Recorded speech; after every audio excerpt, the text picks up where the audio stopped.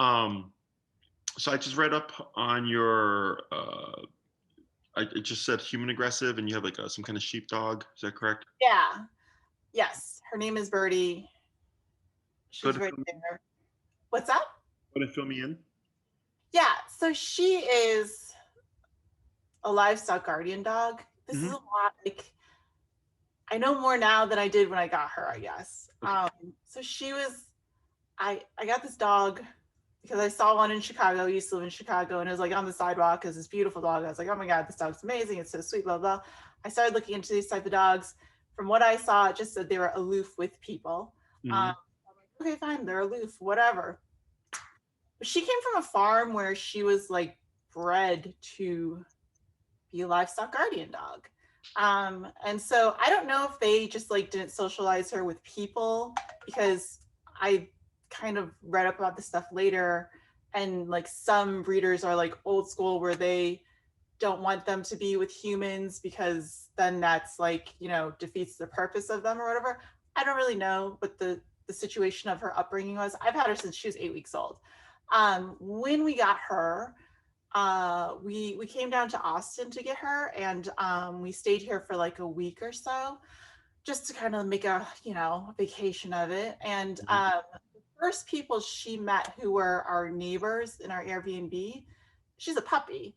The first people she met, she barked at, Hmm. which was strange. It was just like, okay, new setting. We took her away from her home. She's, everything's new, so it's a little much for her. And so she just kind of has always been like that, though. So then we got back to Chicago after the week. We took her to just places in the neighborhood, but like people, she always kind of had a reaction to strangers, like us, totally fine. People that she met, like we live in a condo building in Chicago. She met our neighbors. We all had like this like little puppy party in like the lobby. She was fine. And as she's grown, the people that she's known, she loves. Hmm. But strangers, she's just very like cautious of. Hmm. But to the point of like, she's 85 pounds. It's scary if you're walking down the street and you've got this like 85-pound dog barking at you. You know what I mean? It's just not a good behavior. We did training with her. When she was a puppy, we did all the puppy 101 classes. We really tried to socialize her when she was young Hmm. with people. I literally carried around like chicken so that people could give her chicken if they wanted to pet her before they pet her and like that kind of stuff. And we did the whole, puppy 101. So she learned her standard things. And then we went to like her intermediate class, which was next, which it was the same trainer as before, who I did like, but like the second, that's the one, the good canine citizen test or whatever. Hmm. She obviously didn't pass it because there's no way she would let someone brush her. Like she would not let a stranger like come close to her and do that kind of thing. So they knew that we weren't going to pass it, but we just kind of did it to go through with the, different training things, like the different learning things or whatever. Hmm. So that's pretty much it. With us, she's great. With people she knows, she's great. But strangers, she's definitely not great. Like her territory, she's like, we don't have people over. We used to live in Chicago. We still have a condo in Chicago. It's like 23 units in our building, and we had a lab for like 16 years. And then he passed away. And then we got her, and then we were like in this building, and it was just not conducive. We work from home, so we were kind of able to go anywhere. So she was a really big factor of us moving to Austin because she was not conducive to condo living because she knew our neighbors, she saw them, she'd be fine. But when she would see like there's literally 5 units on her floor, if she saw any of the other people on her floor, she would like bark at them. Hmm. And it was a lot. And so yeah, so now we're here. And she loves it here, but like the whole point of that was like, so we couldn't have people over. Here we don't have people over either. If people come over, we board her, like she's at daycare during the day because we just don't trust her. When she was younger, I had friends from Wisconsin come meet her, and she may have been like a couple months old by this time, maybe like 4 months old. Like she's real small. She's still small. And they came over and we're like, oh, it'll be great. And this is the first time we had people over in our place as far as like staying with us for, a weekend. Um, and it was just, it was too much. Like she would bark at them. It was really uncomfortable. She's also still really small, so it's not scary, but like she like muzzle punched like my friend in the calf. She's never bitten anyone, but like that's just scary because it's something we've never dealt with before. So, and I don't know, like I don't know if she'll ever bite anyone. I don't think she'll ever bite anyone, but like it's like there's an invisible wall, right? Like because one of our friends was like, just let her go and let's see like what she'll do like in our front yard here. And it's like if we ever on a leash, she's barking at him, stranger, right? Barking. And my husband like let her go. And then she like ran up to him, but stopped right here, was barking, like letting him know, like, you can't go past here, but didn't like attack him. But like, if he would have gone, who knows? You know what I mean? Like, I don't know. So the point, like, I guess we want to do, like, obviously we've done standard training, which is just, standard training. And it was only positive reinforcement training too. And I would just like her to like be able to walk and not lunge at people. I understand. And I feel bad too, because I feel bad for her, right? Like, this isn't what she's supposed to be doing, but like she's scared. So I don't even know if she would be a good livestock guardian dog, but I don't know. You know what I mean? I don't know. We've had her for 3 years now. Like, she is with us, she is part of our family. She's our commitment. It's not, you know what I mean? Like, we're not, we need to invest in her to make things, better to a place. Cause honestly, we want to move back to Chicago. Ideally to our condo, but if we can't, we can't too. But you know what I mean? Like, I don't know. It's just like, I would love for her to not lunge at people, to just kind of, know that she's safe with us when we're walking. I obviously don't let people come near us. If they do try to approach us, I always tell them, please, like, I let them know, like, she's not friendly, please don't come closer, kind of a thing, which I'm totally fine with. And I'm totally fine with, like, setting her up for success in successful situations. Like, I don't want to put her in bad situations. However, I think she should be able to walk down a street without lunging at people. And I don't know, even I've kind of given up on having people over. Like, that's okay too. She could just go to daycare when people are over or whatever. And that's another thing too. Like, when we moved down here, so when we were in Chicago, we were in the West Loop. So we went to Tucker Pups, which is in the West Loop. And so they knew her since she was a puppy, and we were able to board her there because our trainer was there. They knew her, and they kind of, they were okay. It was an okay situation, but she's been gone from there now for like 2 years, right? So I don't even know if we could even bring her back there, because I don't know if she would, because that place is like, well, I don't know. I mean, but I'm just saying, but whatever. Like, there's kids that work there, right? High school students, that kind of thing, and turnover, and she is just not okay with that. And so moving down here was better because we have a house, we have a yard, right? And that's nice. But finding a place for her to stay was also like a point of like anxiety. But then we found this amazing place that they just, like, everyone there is like on a living wage, and they like really, everyone there knows a lot. The other dog's going to come in too. It might get a little rowdy. That's my husband. They take their time with dogs. They don't turn any dogs away. So that they were like amazing when we found them. We brought them, and they were like, we thought she was going to be a lot worse than what you said, because, I was just preparing them, like, telling them her history and everything. But she just takes time to warm up to people. That is her thing. And so I guess like the second part of being able to train her, the second part is also being able to have her, do boarding in case we have to go out of town Mm-hmm. for work, whatever, at your place too, kind of a thing. So that's all I have. Unless Okay. So I just heard my work phone go off. I'll just be right back. Okay.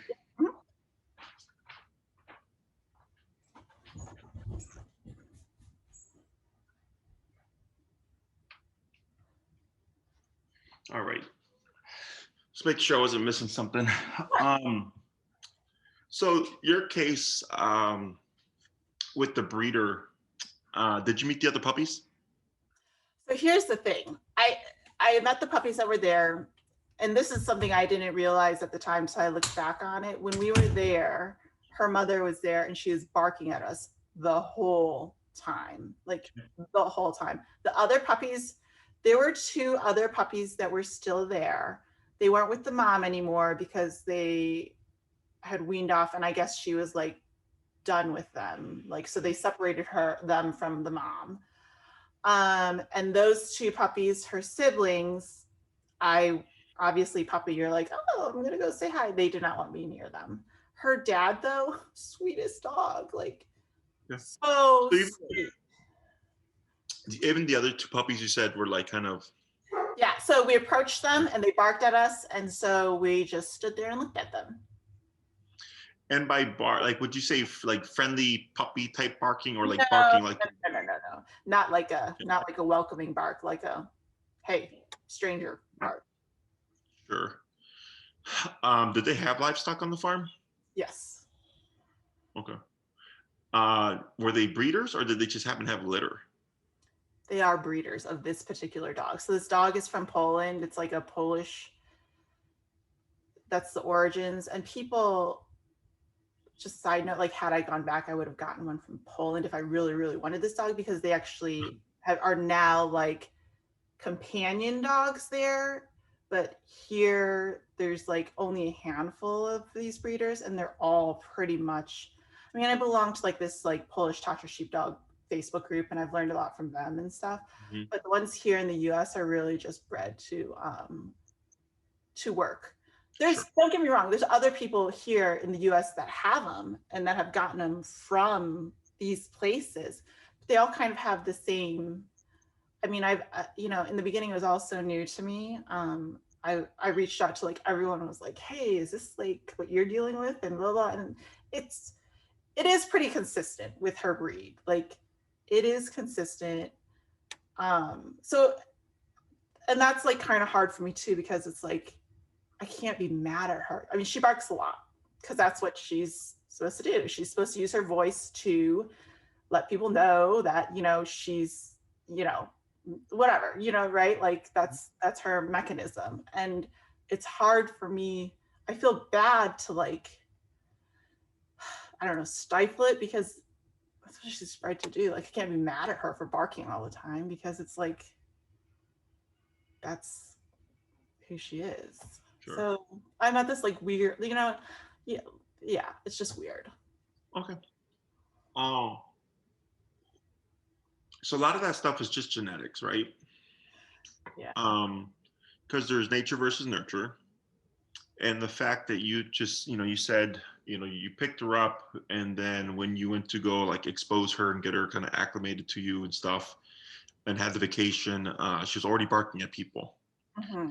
At 2 months, which obviously the barking you're mentioning is a different type of barking than the typical puppy bark, right? Like the hey, let me meet everybody type of bark, right? Yeah. And then the other 2 litter mates were the same, even towards you. Yep. Mm-hmm. That's just all genetics. It is what it is, but you can still address things. So it's just that with positive reinforcement, it's good for teaching things. Mm-hmm. It's good for things you want to see again. Like if you say sit and they sit and you give them a treat. Yeah. It is good for some degree of counter conditioning, which is changing the dog's emotional response to things, right? So when you said you had chicken with you all the time and everybody would give her chicken before they would touch her or whatever, that's counter conditioning. Okay. But for her, or let's just take a human, right? If a human just doesn't want to interact with people, do you really think that giving them stuff is going to make them want to interact with people? No. Right. Right. Right. And it's not because we're humans and they're dogs. It's because as humans, we are animals. Right. We are just more complex. We can see past, present, future. We can imagine things. We can create things with our mind. We have a very complex, countless complex languages, right, to really kind of communicate very in-depthly with each other. Whereas dogs, I believe, have only like 20 something like different types of sounds they make or something like that. So they're very, very limited. But ultimately, it's the same thing. If I don't like tarantulas, and someone gave me a tarantula, give me $100 to touch a tarantula, every time I touch a tarantula, I'm still not going to like it. Yeah. Right. So same thing for the dog. And I'm not saying that it never works, because it can, but when it does work, it's usually for cases that aren't really what I would call behavior cases. Your case is a behavior case. Right. Okay. Sorry, I forgot to mention, we did see a behaviorist in Chicago as well. That was okay. Did they suggest medication or anything? They did. Yeah, that's usually what they do. She's not on it anymore. I've stopped it because that was a whole thing, and I just stopped it because it was. I don't think because I'm sorry to interrupt you, by the way. I'm sorry, but I forgot it was like one thing that we did do. She was on fluoxetine. She's not on fluoxetine anymore. Sure. Yeah. So the reason why positive reinforcement is so common is, one, it's easy to sell to people. It makes people feel good to think they could change or get their dog to change using positive only. Sure. No one wants to hurt their dog, right? Understandably. Right. And I'll be honest, like I was the same way. I was kind of thinking like, and this is ignorance, right? Like when I got her, like, I don't want to do like a prong collar or an e-collar, but I didn't know any better, right? And actually, I have now, opened my brain and I have learned so much more. And that's why we're at where we're at, because I understand you're not hurting the dog. I understand that. And I get that now. Before I didn't know what I didn't know. Right. I just had like assumptions. I'll explain all that stuff because I see it all the time. Yeah. But, positive is easy to sell because of those things. Yeah. Very easy. It makes people feel good to think that they could change their dog using positive only. And just the way it's very counterintuitive to how we think, in terms of like, we think harm, like how would harm or hurt, help a dog. And I'll talk about that too. So that's one thing. The other thing is, when it comes to medications, one, there's a whole like just what's the word? They get cuts from it. Yeah. No, I know what you mean. Yeah. And it's easy. Like people want to be able to fix. People just want the easy fix. Not saying that you didn't want to do the work, but you're looking for options, right? And you're like, I don't want to hurt my dog. Okay, positive only. Okay, I'm not getting any help here. Let me go to my vet because they're a veterinarian, right? They're a doctor. Medication, okay, right? And then, but almost always it doesn't work because, so I'll give you an example. I had a client whose vet told him not to train with me because I use e-collar, and then like completely like bashed the tool and misinformed her.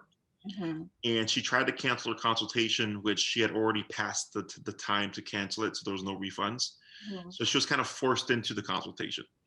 Within 3 minutes of the consultation, she wanted a new vet because she's a physical therapist. And I told her, I was like, e-collar, I was like, are you familiar with TENS unit? And she's like, yeah. She's like, I'm a physical therapist. I use it all the time. I said, that's an e-collar. And she like lost her shit. But she's like, my veterinarian told me that I was electrocuting my dog. I was like, that's ignorance. That tells you that your veterinarian is an idiot. Yeah. And that they're just being biased and they're making judgments and assumptions according to how they feel. Right. And they pushed drugs on the dog, which didn't work.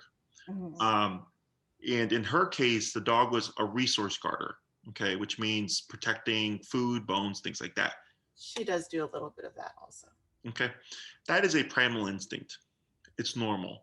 Okay. It's just not acceptable in our world, but it's normal because a dog Yeah. doesn't know when you give them a bone that you purchased that bone from the pet store and there's countless other bones, Right. right? Yeah. And they also don't know that you're giving it to them. They think that you're surrendering it to them. So that's why people will get like they take it personally. Like, Jesse, I give my dog a bone, and then they get aggressive when I try to take it. I'm like, yeah, because they're primal, Mm-hmm. right? That's just natural instinct. And it doesn't matter who you are to them. If your dog has that instinct, they're gonna just guard, right? Mm-hmm. So I told her, and when she understood that, and I was like, medication has no bearing here because that is an animal trait, that is an instinct, Mm-hmm. right? It's not caused by anxiety. Right. It's Right. just the dog going. Right. Does that make sense? Yeah, totally. No, Yeah. yeah. So there's a whole spiel behind all that stuff, but anyways, dogs don't give each other positive reinforcement is one thing. Right. Two, dogs also don't medicate each other. Mm-hmm. Okay. So, and again, I'm not against these things. Mm-hmm. It's just they're not as applicable as people think they are. Yeah. Okay. Yeah. And I think that's kind of my conclusion. Well, in her case. And that's why I eventually did take her off of it. She was on it for a few months. And then I did, because I just didn't, like we said, anyway, like we said, because it's a lot of it's genetics and it's Mhm. not like I took her off of it. There was no difference. She was on it. There was no difference, right? Like it's Sure. just, so why am I giving it to her kind of thing? Exactly. Yeah.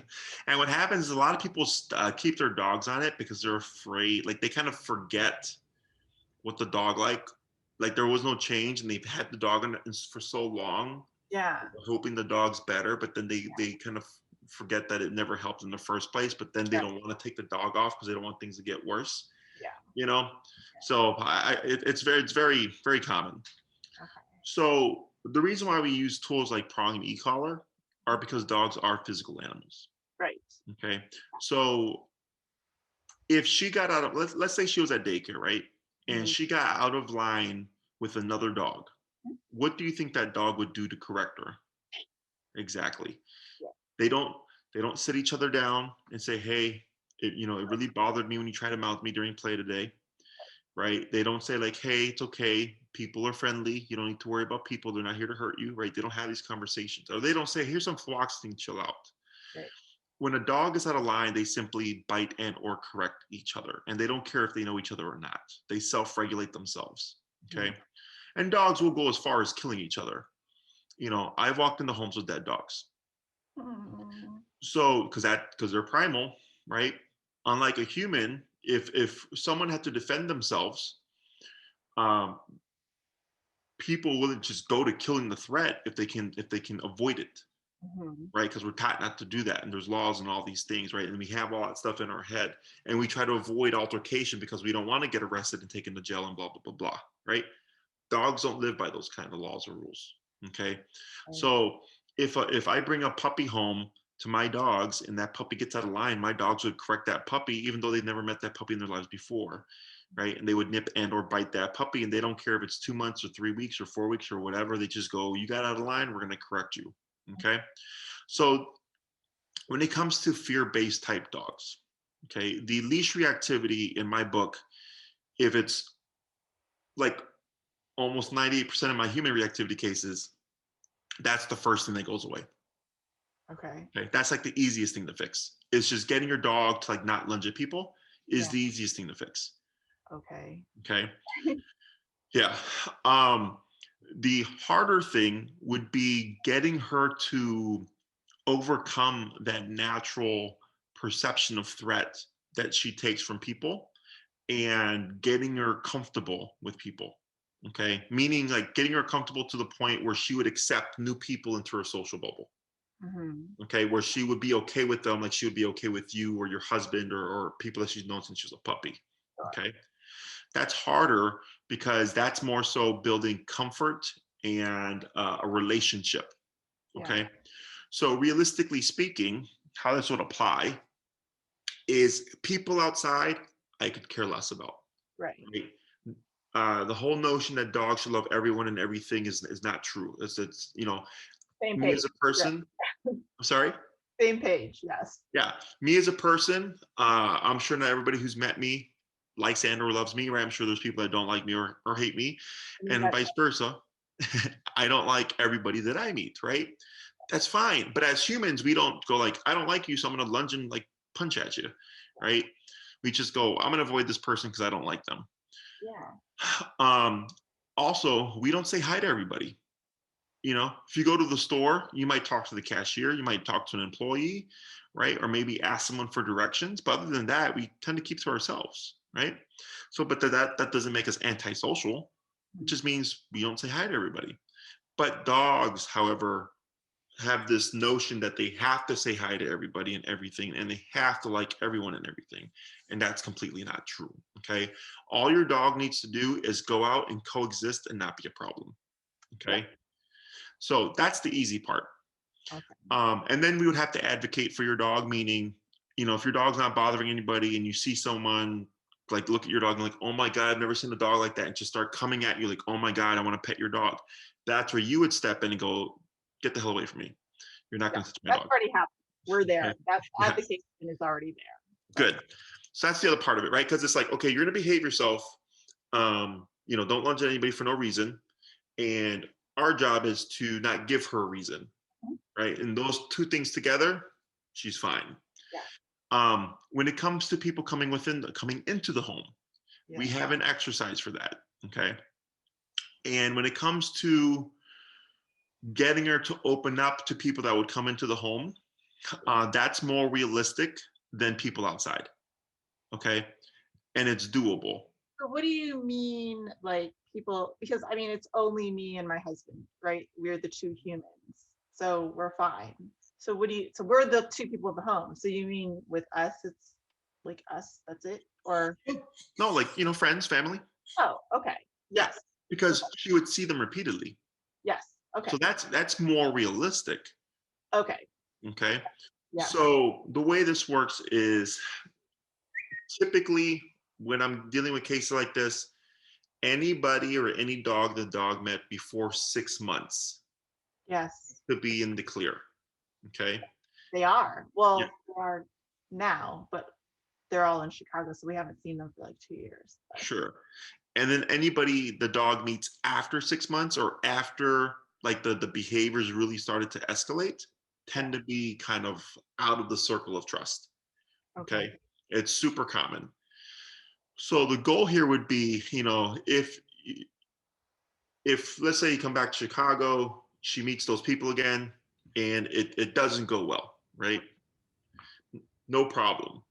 We would come in, we start working on things, and then the people that she had known before that she kind of forgot about would most likely be the first people she would accept again or accept because she already did before. Right. The one thing though is like those people that she loved, like when she saw them, she would pee. She was so happy to see them. Even them inside our condo, she was uncomfortable. Sure. She didn't like, go after them or anything, but it was clear that she was not comfortable with them in the house, like in the condo. What would that look like? So if they were sitting, it was fine, but if they would move, she would like, give them a bark. That's nervousness. Okay. And she also peed in the house, which I guess would also is nervousness, maybe. Like, what would be the precursor? Huh? What happened right before she peed? Just her like being nervous, I guess nervous, like barking because they moved or something. And then she was like, ah. So fear, anxiety, and nervousness look very similar, but there's key differences. Okay. Fearful dogs tend to stay back and will nonstop bark. Okay. But they don't really settle. They'll just keep barking. So if you put them in a separate room, they will bark for hours. Yeah. Okay. Or if you keep in the same room, they'll just keep barking. And if you move in, they move back. You move back, they move in. Okay. Nervous energy will also kind of do that. However, they will settle. And then when someone moves, all of a sudden they bark again. Oh, okay. So they're able to settle. Yes. But when there's a change in the environment, somebody claps, they trigger. Yes. Okay. Okay. And anxiety wants to move around a lot. They don't relax. They'll like lay down, stand up, walk around, sit, stand up, walk around some more, pant, salivate, eyes are big. Okay. Okay. So that's nervousness. Okay. So I'm that can be worked with. Okay. So the way this would work is the first thing we always teach is the heal exercise. Mm-hmm. Okay. Heal is what's going to help you resolve a bulk of your problems. Okay. Okay. Like the leash reactivity, that's what we use to fix the leash reactivity. We just got to settle those nerves down. We have to relax the brain so that when she's in the environment, she's not already stressed that it causes her to trigger when she sees a stimuli. Okay. Because she's probably over threshold mentally. And then when something happens or someone gets too close or moves too quick when she's outside or something like that and she triggers, it's because now she's going over what she can handle. Right. Okay. And what we want to do here is through discipline, we call it pacifying, pacify the brain, settle it down. So she's not jumping from a 3 to 4. She's having to jump from a 0, 1. Okay. So it's 0, 1, 2, 3, then 5, 6 happens. Okay. So then it makes it easier for the owner to correct and regulate the dog so that we don't see the explosion. Okay. And I'll give you a video to watch. I'll recommend a video that you watch to give you an idea of what I'm talking about. Okay. Yeah. So the first 2 classes will be on heal. They help teach you how the e-collar works. They help teach the dog how the e-collar works, how it turns on, how it turns off. You practice every day. You know, people in the city of Chicago typically walk their dogs 3 times a day. So it's something. The reason why we start with the heel first is it's so important. And if you're familiar with like Caesar Milan, the dog whisperer, one of the first things he'd always do is walk the dog, right? Yeah. Is the healing exercise has so many kind of components working with it. The first 2 things that I mentioned, the e-collar helps you learn how it works, helps the dog learn how it works, allows us to discipline the dog in a very non-confrontational manner, helps relax the dog. It's something that you practice multiple times a day, so you get a regular practice on a regular basis every day, so you're getting very comfortable with it very quickly. Okay, because if I give you an exercise that you can only work on once a day, you're not going to learn that much. But if it's 3 times a day for a total of an hour, you're going to learn a lot more, right? Also helps with reactivity. You know, it fixes like 70 to 80% of problems. Okay, so any trainer that really knows what they're doing will most likely cover the heel command first. Okay. After those 2 classes, the 3rd class would most likely be either touch sensitivity, which means making contact with her, or door reactivity, meaning if someone were to knock in or ring the doorbell, I'm assuming she'd bark, right? Yeah. Is we have to address that. Because what happens is the barking in response to the door knock is normal. It's territorial behavior. She's just alerting you, right? It sounds dumb, but your dog does not know that it's a human behind the door. Okay. So like, let's say if we go to a friend's house and they have a friendly social dog that loves people, right? Yeah. You knock on the door, they bark, bark, bark, bark, bark. Yeah. But then as soon as your friend opens the door and they see you, they go from bark to like, right. That's right. That's what Ab used to do. Yeah. Yeah. So it's because they're going, what's going on? What's behind that door? We don't know. Oh, person, I love people. So they just switch, right? Okay. But for your dog, because she's nervous, she triggers into territorial. You open the door, she's like, who's that person? I don't know them. I don't trust them. Yeah. She's nervous. She's kind of fearful, right? And she doesn't know how to relax and come back to like neutrality. Yeah, it takes a while. Yeah. So we come in, meaning the humans, and communicate to her, hey, thanks for letting me know that about the door. We're taking care of it. You need to relax. Okay. So that when your guest comes in, she's as passive as possible before your guest comes in. Because we tend to, if we don't have control and don't know how to approach it, in the standard case of if we're not sending our dog to daycare, right, and she's present, is that when the guest comes in, the dog is still up here. Right. People are either holding the dog back, the dog's in a different room, in a kennel. Sure. Okay. Yeah. So no one's really helping the dog to relax, Hmm. right? You may be trying to with food, Yeah. coaxing, petting, consoling, right? But the dog, it doesn't help. Hmm. So then in this exercise that we do it to shut down territorial behavior. Because what happens is territorial behavior and nervousness get intertwined, Okay. and the dog doesn't know how to recover. Okay. Yeah. So once we shut down the territorial behavior, that just leaves the nervousness. But if she's in a calmer state, there's not a whole lot to fuel nervousness. Okay. She can handle it better. And then we go from there. Hmm. Okay. So that's where, if you're going to use food and stuff, that's where it comes into play. But it's because we've already de stressed and de escalated the dog. And she's calm, and that's Yes. okay. And then she can start to like, oh, chicken, steak, right? Because she's calm. Yeah. Okay. And then we see what happens. Um, in some case, like it depends on the case. There's no guarantee that it will happen, but that's how it works. Yeah. Okay. Yeah. No. It, That's fine. I always shoot for 110%. Yeah. Okay. Because if we don't get it, we're still going to get pretty damn close. Yeah. So if you, let's say, had the, same friends come over on a regular basis, Hmm. over time, she would open up. Hmm. Okay. Because not only she being calmed down when they come in, Yeah. she's seeing them on a regular basis. And because you're calming her down, curiosity is allowed to come out.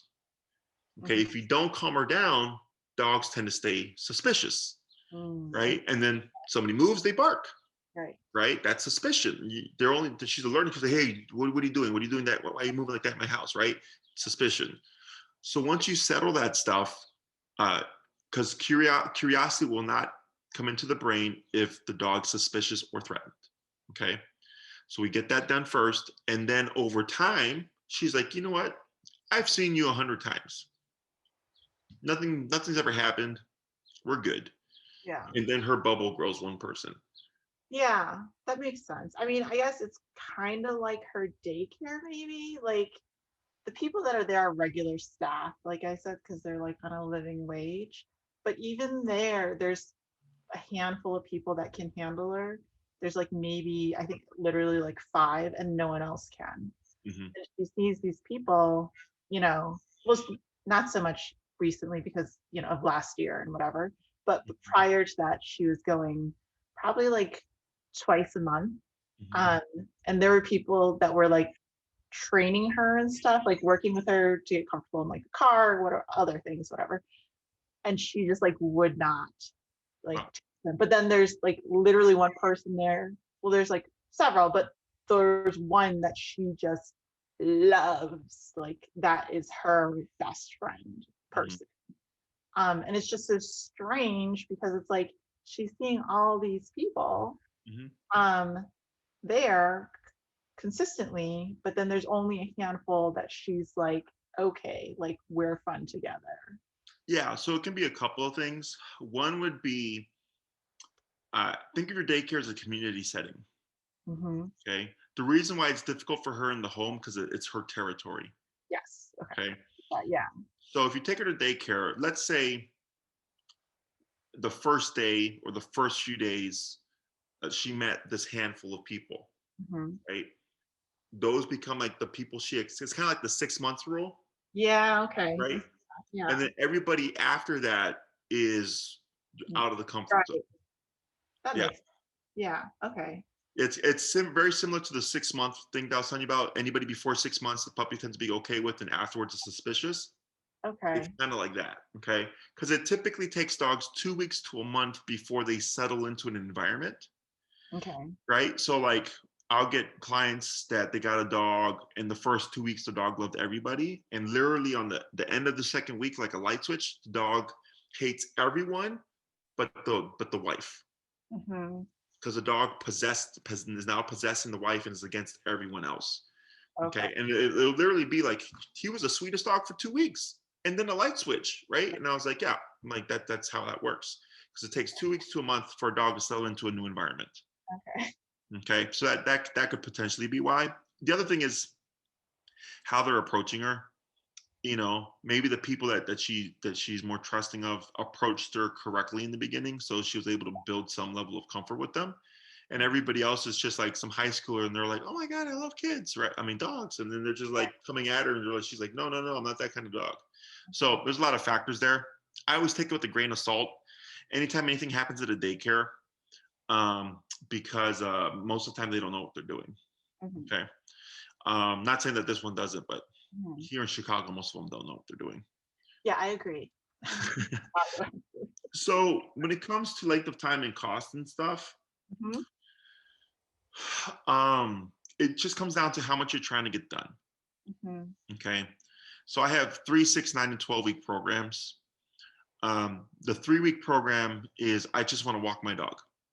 Okay. My dog is reactive and I just want to walk my dog. That's it. Uh-huh. Okay. The 6-week program would be I want to walk my dog and then like get more stuff done. So I'll give you the way I look at it obedience wise, and then I'll talk about it behavior wise. Okay. Obedience wise, 3 weeks is walk my dog. 6 weeks is walk my dog, go to dog parks. So recall. 9 weeks is walk my dog, go to dog parks, go to restaurants. And then 12 weeks is all that stuff. Plus we go hiking, we go to the dog beach, we go to our friend's house. We take this or would want to take this dog everywhere. Okay. I only cover what you're wanting and needing. Okay. So if you're like, I don't want that, I don't want that, I don't want that, then I go, okay, well, it's going to be this length of time then because I'm not worried about all this other stuff. Okay. The one command or the one obedience command she does have to learn is the heel. Mhm. Okay.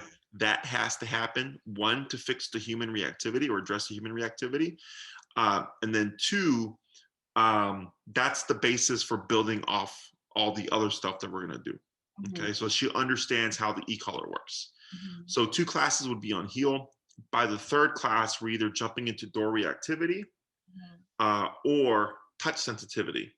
Okay. Meaning at making contact with her.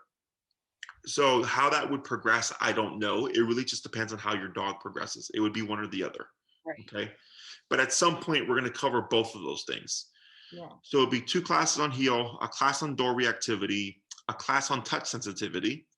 If that goes well, then Mhm. I start, the 5th class would most likely be, this is how we would blend these things and Mhm. start socializing her with people that it would matter. Okay. Your friends, your family, the people she would see consistently over or on a regular basis. Mhm. Okay. So that would be 5, leaving a 6th class as a variable. Mhm. Okay. If you're doing 6, because I'm thinking, you know, the primary concern is, of course, behavior. You want to be able to walk your dog in peace, not worry about people in the hallway, but also have a normal life and have people come over if you'd like. What is Right. that? Yes. So, that's 6 classes. Okay. 2 on heel, 1 on door reactivity, 1 on touch sensitivity, 1 on socialization. Because it's educating you how to do it. It's very easy to replicate. It just takes time and repetition. Okay. Okay. 6th class would be a variable. Mhm. If you did 9 and or 12, we can cover more control and or meaning more obedience. Mhm. Okay. So if you did the 9, you know, we have those 5 that we would use, right? That Mhm. leaves us 4. If you're like, hey Jesse, I'd love to take my dog to the park off leash and have her run around to like get out some energy, we'd want to cover recall. Mhm. Okay. That takes 2 classes. And then you might, that gives us 7, that leaves us with 2. And then you might say, I want to be able to have my dog not move for a period of time, you know, because she's not taking to certain people. And I want to know that she's going to be stationary, not bother anybody. Mhm. We can teach that as well. Okay. Because we have those 2 classes. Mhm. The 12 classes would be trying to cover all 6 commands. So there's 6 functional obedience commands: sit, stay, down, come, place, heel. Mhm. Okay. These 6 commands are meant to allow you to live your life with your dog. Mhm. Okay. And then they're meant to be functional in life. So if I go to a restaurant and tell my dog to lay down, she's not going to move for 2 to 3 hours. Mhm. Okay. Well, I have dinner or brunch or whatever it is. And I can take my dogs anywhere off leash because they're fully off leash trained. Okay. Now, in your case, you have a variable, which is the behavior. Yeah, I don't think that's ever going to be a realistic thing with her. Oh, To you'd like, be surprised. really? Yeah. Okay. Yeah. Okay. We're not talking about positive reinforcement here. Okay. Okay. So, because everybody does this, and our ceiling is here because of what we've seen, right, Yeah. or what we think. But I've brought so many dogs over that hump that people are like, holy crap, I never thought this was going to be doable. I said, yes, because we're talking her language. Yeah. You're talking to her like a dog, not like a human. Right. Okay. Because everybody says, they're like, how does this work so quickly? I go, because if you go to Mexico and they only speak Spanish and you don't speak Spanish, do you really think you're going to be able to teach them anything with English? No. No, you have to talk in Spanish. Right. Right? Same thing for your dog. They do not understand any kind of human language. Mm-hmm. By definition, they do not. They understand physicality and body language. Mm-hmm. Okay. And that's what we use to communicate, physicality and body language. Mm-hmm. Okay. So with the e-collar, it allows you to do physicality, but be non-confrontational. So think of the e-collar as a bite on a button. Mm-hmm. That's how I like to term it, bite on a button. Okay. Yeah. Okay, so it's just a muscle contraction. It's a miniaturized tension. You're not shocking your dog. You're not electrocuting her. It's just they use it on humans. Yeah. And the way we layer it in is what helps her perceive the collar and understand how it works.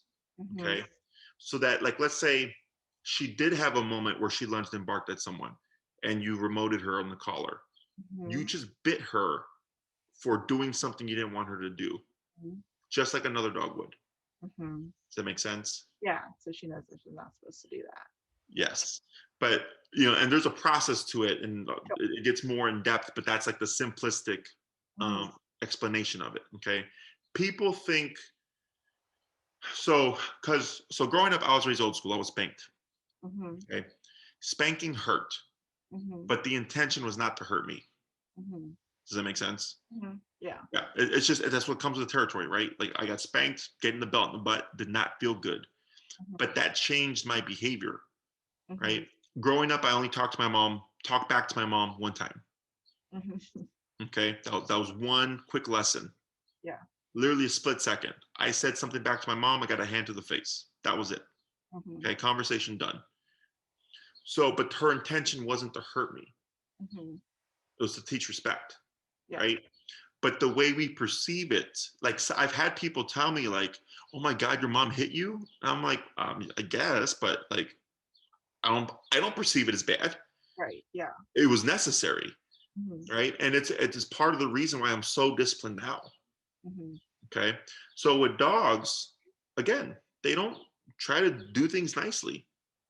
They just go, oh, you tried to, like, mount me? That's not going to happen. Boom. Right. So you're not hurting her. You're disciplining her. Okay. And that's what she's lacking. And that's why she's, like, uncontrolled in a manner, in a way. Sure. Okay? So once you start to talk her language, you'll start to see her calm down. Okay. Because right now she's got nothing to help her regulate herself, because she's just naturally a nervous dog. Yes. Okay. So a good case, there's two cases that I would suggest you watch. Okay. And if you go to my YouTube channel and you search on my YouTube channel, either Lake, Lake, lesson 1, or it's a recent one, but I have multiple Lucy's, but it's Lucy, and I think it's like Lucy Fear Aggressive Dog or something. And she just had her second class, but her first class. Okay. Lake, Lake, like a lake. Correct. Okay. Yeah. So Lake, lesson 1, and Lake, I did a special video. I don't know if I used her name. So I have a playlist called Dog Training or Client Highlights. Okay. And you'll see her face, like, she's like smiling with the sun in her face, and it's that one's a more condensed video where I am explaining the methodology, so it's more condensed, it's more straightforward. Okay. Whereas Lake lesson 1 is the raw, uncut lesson. So when they show up, you see her being reactive towards everything. Yeah. And by the end of the class, she's chill. Okay. Same thing for Lucy. Now Lucy is fear aggressive. Okay. And you'll see her, like, I'm like 10, I think 15 feet away from Lucy, and she's like blowing up. Okay. And then during the lesson, again, she settles. And then you'll see me like doing this, whereas where earlier she would have lost her shit. Yeah. And you hear her growl a little bit, but she doesn't do anything. And I Yeah. told him it's like because now she's passive. Okay. Okay. So she's not jumping off of 5-6. She's jumping from 0-1. Right. Okay. So it helps give you a visual of how it works. Okay. It's counterintuitive to how we think that physicality would help the dog, but it's how you teach and layer in the physicality. Okay. Okay. I'm not gonna go and make your dog be bad and then punish your dog. Right. We're going to give structure and discipline and see what does this fix.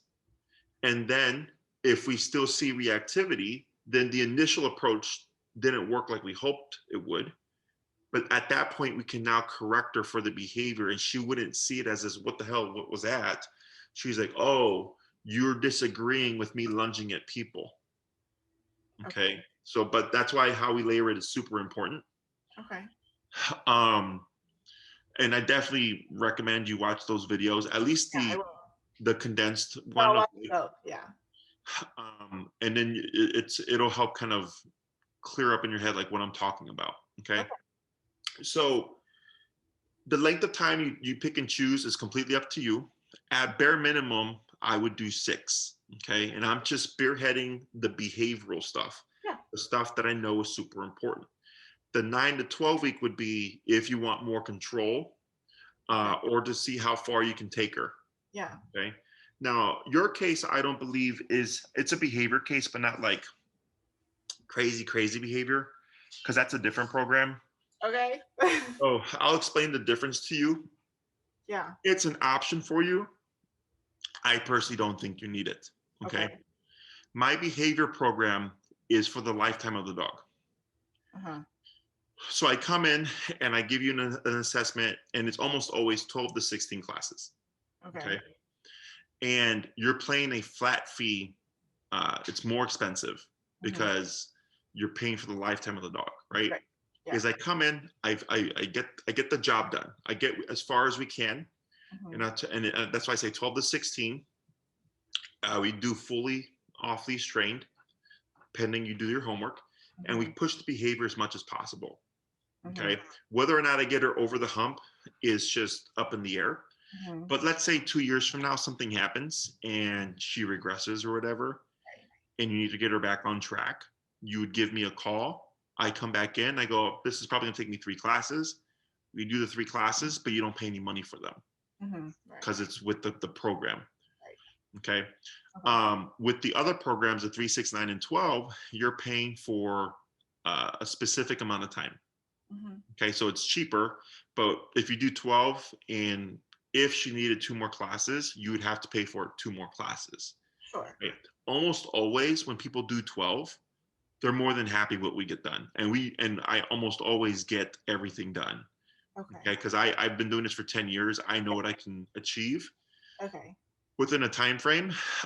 If you did do 12 classes, again, the only variable is her behavior. So if we happen to spend more time on behavior, we may not progress the obedience as far as we would like. But if at the end of 12 classes, you're like, you know what, Jesse, her behavior's under control. I can walk her in peace. I can take her places now. She may not be a hiking dog because, we didn't build her to that level. Yeah. But I'm happy with all this. And I go, we're good. Yeah. That's all I care about. But if you're like, no, I want to take this further, then you would pay for another X amount of classes. And I would let you know, and then we just get it done, and then we're good. Okay. Questions? Yes. So I'm in Austin. Yeah, I saw that. Obviously, we want to do this in person. So, but we were gonna go back to Chicago for, I don't know, if a month or so. But I guess if 12 class, or let's say the 6, this first 6, that's not done in a month, right? That's like over. How it would be 6 weeks, but if you're only back for a month, I mean, that's fine. It's fine. I just wanted to get an idea. Our plan was to be back for like a month. I mean, like I said, we want to move back there. It really is all dependent on her, really. Mhm. Because we're in a house, so we don't have to worry about people in the Yeah. hallways, that kind of stuff. So yeah, so then I guess we're kind of like thinking about like what your schedule would be, and that's when we would schedule for us to be in Chicago for that period of time, because Yeah. we're pretty open, but it gets very hot in Texas, so we're like happy to leave in like the summer, which is coming up. Sure. No, um, I used to live in Texas, so I'm aware. oh, did you? Where did you live? Harlingen Where's that? by Brownsville. It's a very big state. Yeah, Brownsville, McAllen area, super Okay. far south. Yeah, it's hot here. So I'm currently booking a month to 2 months out. Okay. Maria knows that better than I do. Yeah. I just wake up and I look at my calendar and it changes every day. You do what it says. Yeah. Yeah. So that's not a problem. Okay. So if you're only coming back for 4 weeks or whatever it is, or 6 weeks, that's perfectly fine. Okay. Okay. You would handle that through Maria. Okay. And she would say like, well, he's got availability late June. And Okay. then she'd start the booking process and then get your time in. So you're good. You come back and Okay. we're good to go. Yeah. Okay. You don't, you can always, if you end up coming back and you're like, holy shit, like this was a game changer, and you come back, you can always do more if you want to do more, I don't care. Yeah. But the minimum I would recommend for you is 6. Okay. If it was just like leash reactivity, then I would say you could do 3. But there's more stuff. There's more stuff that's in depth. Yeah. Okay. Don't expect what you do to carry to your daycare. Okay, because they would have to handle the dog like we would. Like if you brought the dog to my daycare, it'd be fine. So that's like the question is like, if we do move back to Chicago, or when we do move back to Chicago, I need a place to be able to board her out of town. I have worse dogs. Okay. Yeah. Yeah. Your dogs. That's like that's a really big concern for us, because we do have to travel for work when work is back. Yeah. And that is like, we're gone for, I know like at least in November, we're gone for like 7 days. And that's. Yeah. No, I get dogs that can only board with us. Okay. Yeah. So yeah, your case is easy. Okay. Okay. Compared to the dogs that we see. Okay. So that's not a problem.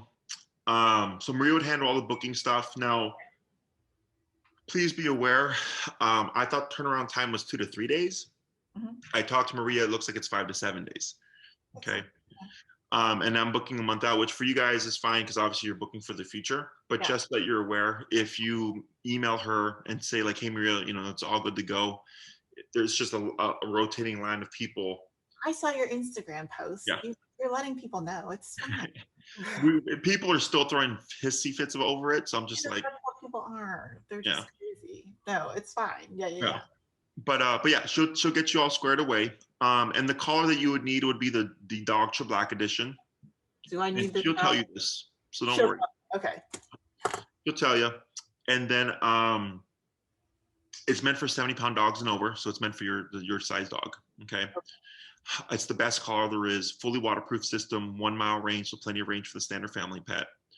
Okay. And then once you're confirmed, I'll send you videos. Okay.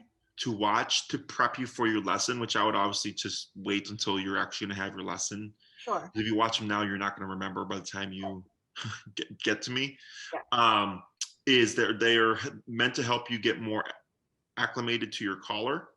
Okay. So that when you arrive, we just jump right into training. Sure. Okay? And we're not like spending time doing like simple stuff that can be done over just watching a video. Okay. Anything else? No, I think that's it. Okay. So Maria will get in contact with you. I have one more consultation after you, and then I email her the information and she gets back to everybody. Okay. If you have any questions that you may have forgotten, feel free to ask. If you have a question for me, she'll let me know, then I'll send her an answer. Otherwise, your case is pretty standard with the stuff that I deal with. Nothing out the ordinary. With a livestock guardian dog? I've trained all sorts of dogs. It doesn't matter. Okay. Yeah. What matters is personality type. So I can have 2 Rottweilers. Yeah. right? Same size, all the stuff, everything's the same, different personalities. Yeah. Okay, just like with humans, you know, Yeah. like it's not good to stereotype people, right? Right. Same thing for dogs, but people stereotype dogs all the time. But it doesn't. Any dog is any dog is capable of becoming aggressive or fearful or nervous or anxious, just like every person is capable of doing that stuff. It's just whether or not, if we're put into the context to that, we would need to feel that way. Mm-hmm. You know, like some people just are naturally more anxious people. Mm-hmm. You know, like I'm not an anxious person. Like I have a hard time relating to people who are anxious people. You know, and there are people that are more fear-based or more nervous-based, right? Or people that just get really pissed off over the smallest thing. Sure. So Yeah. it's just personality type. So race, none of that stuff matters. Race, sex, whatever. Same thing with dogs. So I have to hop off. I have another consult. Okay. Thank But you if you so have any, much. yeah, no worries. If you have any other questions, let us know. Okay. Otherwise, Maria will be in touch. Okay, great. Thank you. Bye bye. Bye.